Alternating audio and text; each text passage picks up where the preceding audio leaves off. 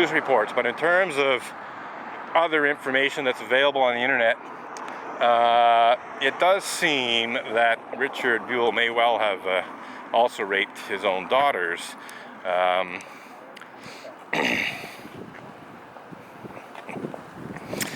Yes, the man who erases the truth with a hose full of water.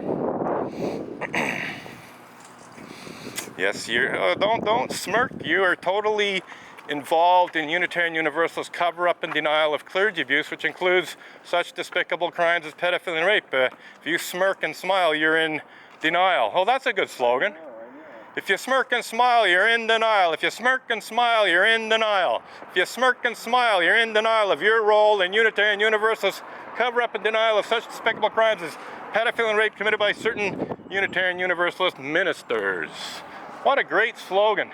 Inspired by David Rollert, the husband of Reverend Diane Rollert. If you smirk and smile. Oh, and it's getting better because it looks like he's going for the hose. It looks like David is heading for the hose. So we got David Rollert and Stalinslaus going for the hose. Looks like they're going to try and erase my chalk slogans.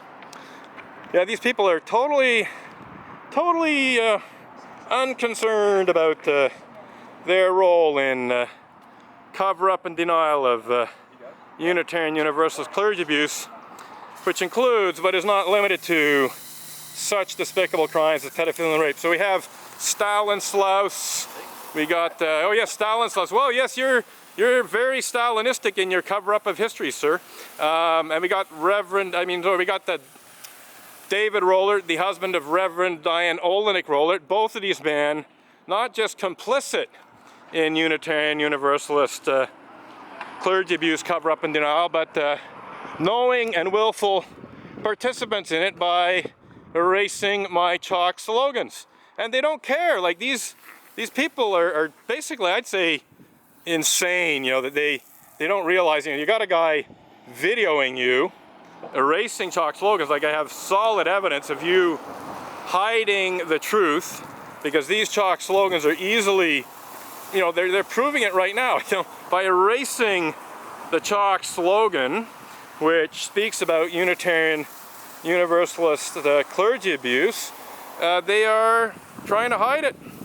They are involved in cover-up and denial of Unitarian Universalist clergy abuse, which does in fact include such despicable crimes as pedophilia and rape committed by certain Unitarian Universalist ministers.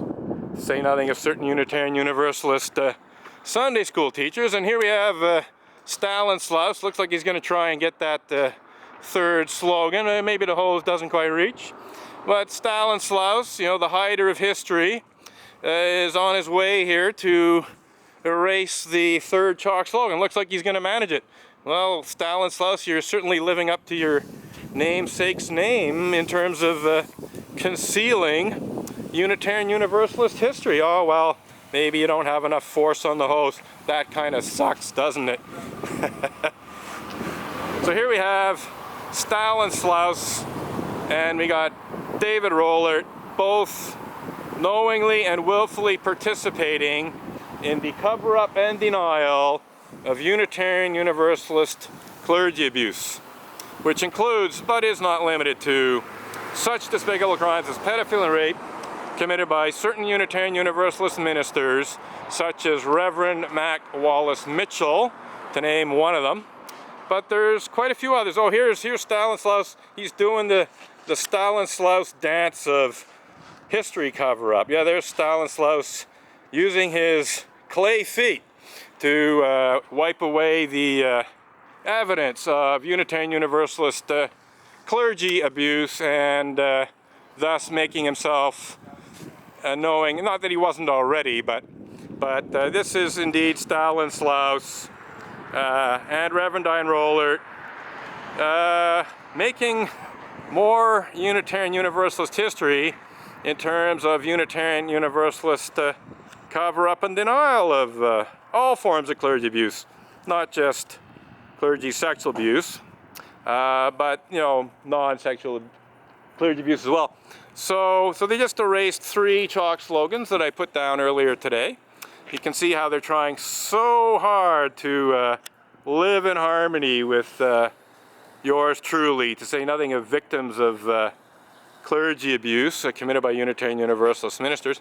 So it's always a joy to have video of these two outrageous hypocrites basically totally violating Unitarian Universalist principles, which call for a free and responsible search for truth and meaning by totally erasing, totally obliterating my chalk slogans, which protest against Unitarian Universalist clergy abuse and Unitarian Universalist cover-up and denial thereof. They are making it impossible for people to engage in a free and responsible search for the truth and meaning of those chalk slogans, because they won't even know that they exist.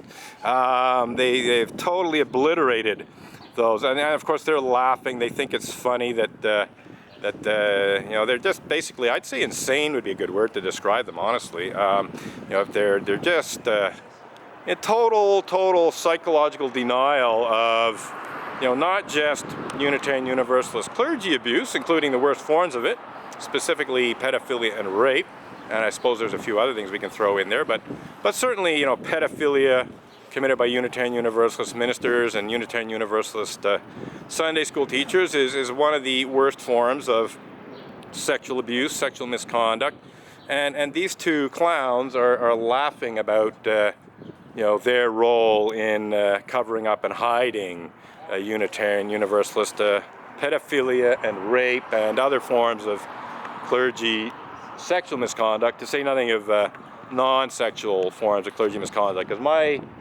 slogans today were very generalized. They spoke about clergy abuse in general terms, and when I use the term clergy abuse, I'm not talking only about sexual abuse, I'm talking about non-sexual forms of clergy abuse as well.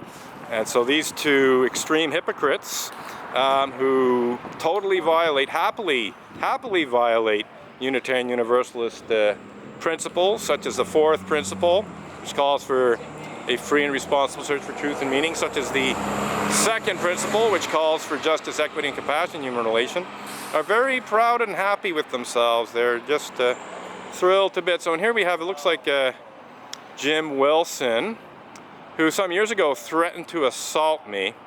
And in fact, you know, I don't call in complaints to the police very often, but I did call in Mr. Wilson's threat against me. He said, come back next week and I'll punch your fucking lights out.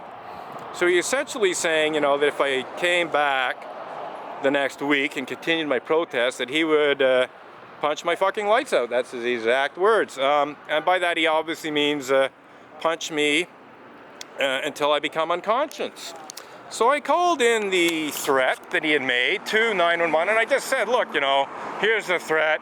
You know, I don't know what you think, if it's worth bringing that to the attention of the police. And the 911 dispatcher said, oh, death threats. And I said, well, no, he didn't, you know, he didn't threaten to kill me. He threatened to punch me, you know, until my fucking lights were out or whatever. And so the dispatcher came back with, well, you know, if someone punches someone into a state of unconsciousness, people don't always, you know, come out of unconsciousness. You know, sometimes people who are punched into a state of unconsciousness, you know, die. And so we consider that threat, or at least this particular dispatcher considered that threat to be a death threat against me. So I said, fine, you know, I'll call it into the cops, see what happens. So we called the cops showed up. Jim denied saying what he actually did say, and he basically pretended he hadn't said what he actually did say. And so I filed a police report in which I stuck to what had actually happened. And in the police report, it did have Jim Wilson's specific threat, which was to punch my fucking lights out. And I guess, you know, under perhaps some further questioning by the police and Crown prosecutors, perhaps some questioning that pointed out, you know, that there's this thing called perjury, and that if you lie, to the police, or if you lie in a court case, you can find yourself in serious trouble, that Jim decided that it might be best to admit that he had in fact threatened to punch my fucking lights out. And he was subjected to non-judicial treatment for his threat against me. So that's Jim Wilson, if I'm remembering his name correctly, and I'm pretty sure I am. And I was actually very kind. At a certain point there was a meeting between me and the Crown prosecutor who was handling this, and this Crown prosecutor told me, that basically Jim was copping a plea and pleading guilty, and the Crown prosecutor asked me if I wanted to have a restraining order against him, as a result of Jim Wilson pleading guilty to threatening me, in this non-judicial treatment. I could have had a restraining order against him that would have, basically said he couldn't come within so many yards of me for a 1-year period, and I very kindly waived that. I felt the threat had been neutralized. So here's Reverend Diane Rollert, the very happy Reverend Diane Rollert, who is happily hugging a guy who made what a 911 dispatcher called death threats against me. Diane Rollert actually got some serious problems of her own. Diane Rollert actually falsely accused me of making threats against her when I'd done absolutely no such thing. I had warned of protest actions that I'd held in reserve that I could take in a, I thought, quite nice letter, which basically said, look, you've probably been lied to by church leaders about, what this protest is all about, and you should enter into dialogue with me. But, I just politely warned her, that if she didn't enter into dialogue with me, that, my protest could, not only continue, but even escalate, that there were certain protest actions that I had not taken, that I'd held in reserve, that I could take. And I'm talking about perfectly legal protest action.